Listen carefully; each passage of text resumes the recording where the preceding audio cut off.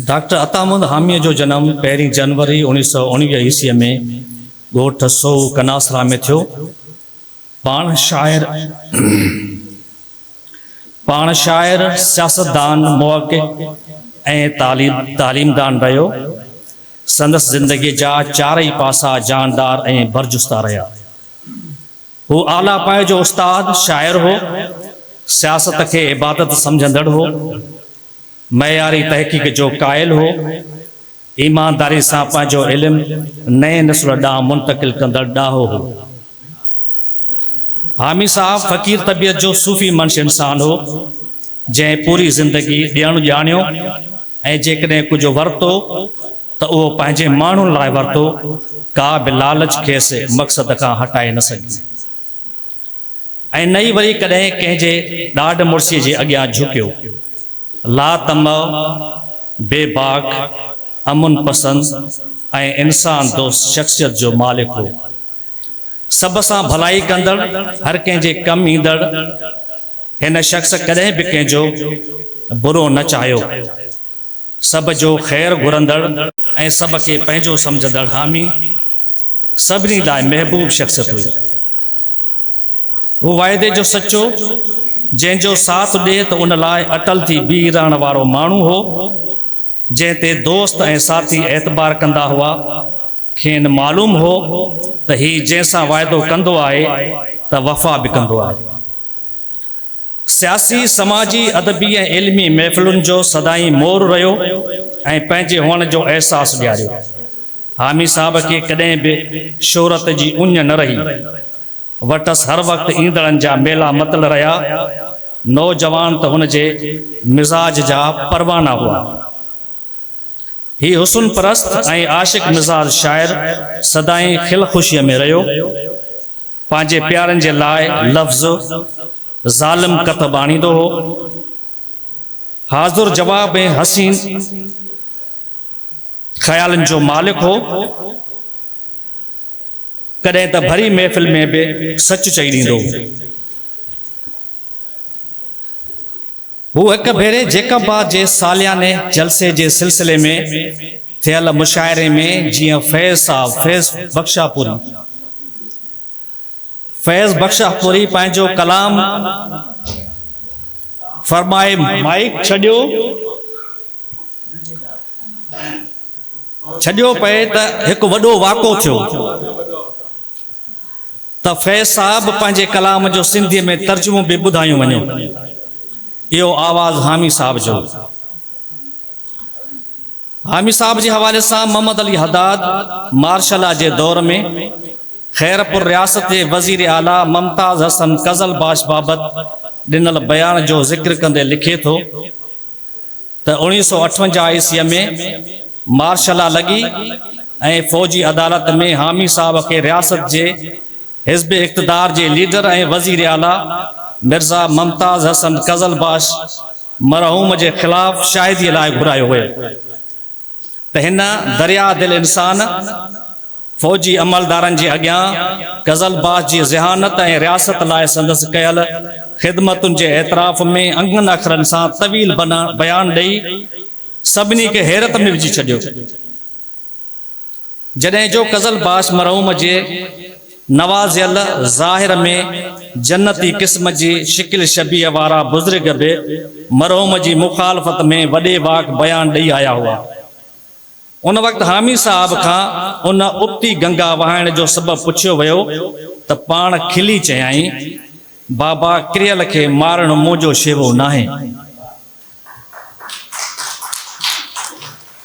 सचो माण्हू बहादुर थींदो आहे ऐं संदसि मुखालिफ़ लाइ चयल लफ़्ज़नि में बि शाइस्तगी हूंदी आहे। भुट्टे साहब जे इक़्तिदारी वक़्त में खेसि बि शाइरीअ में सच चवंदड़ हामी साहब जॾहिं भुट्टे साहब लाइ पंजाब हाई कोर्ट जो फ़ैसिलो आयो त चयाई, मंसूर ज़माने जो चढ़े थो फाहीए।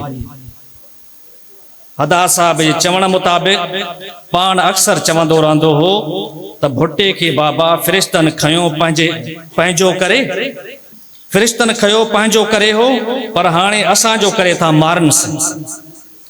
मोहम्मद अली हदाद किताब हामीअ जो कलाम जे मुहाग में डॉक्टर अतामद हामी जी शख्सियत के हवाले से लिखे तो नेक नियती, रहम दिली, बुर्दबारी, शीरिन ज़ुबानी मसीह मुताले जो वस्फूं जॾहिं गॾिबियूं आहिनि त हामीअ जी सूरत में नज़र ईंदियूं आहिनि। हामी साहब सब जो यार ऐं सब जो मिठड़ो माण्हू हो। मोहतरम अली अहमद ब्रोही चवाणी त पंहिंजे ॻोठ ऐं पस गिरदारीअ जे रहाकुन लाइ हामी साहब हर हाज ऐं मुश्किल में ख्वाजा खिज़र जी हैसियत रखंदो। नेक नियत इंसान के हर को पंहिंजो समझंदो आहे। हामी साहब एक नेक नियत इंसान हो, इन करे सब माण्हू खेसि पंहिंजो समझी पंहिंजे मसइलनि लाइ वटसि ईंदा हुआ ऐं ही पंहिंजे असर रसूख ऐं वास्तेदारीअ खे कतब आणींदे संदन मसइला हल कराईंदो हो। शायरी वारो पहलू। डॉक्टर अतामद हामीअ जो शायरीअ सां ताल्लुक़ नंढे हूंदे खां ई रहियो। शुरूअ में संदसि ताल्लुक़ जमियत शुरा जे हल्के सां रहियो, जंहिं करे शुरूआती शायरीअ में फारसीअ वारो मिज़ाज नज़र अचे थो। पर कुछ ही अरसे बाद इहो हकीकत पसंद शायर नई जिद्दत सां मोट खाई तरक्की पसंद सोच सां शायरी करण लॻो। डॉक्टर तनवीर अब्बासी हामी साहब जे शायरीअ खे 3 दौरनि में विरायो आहे।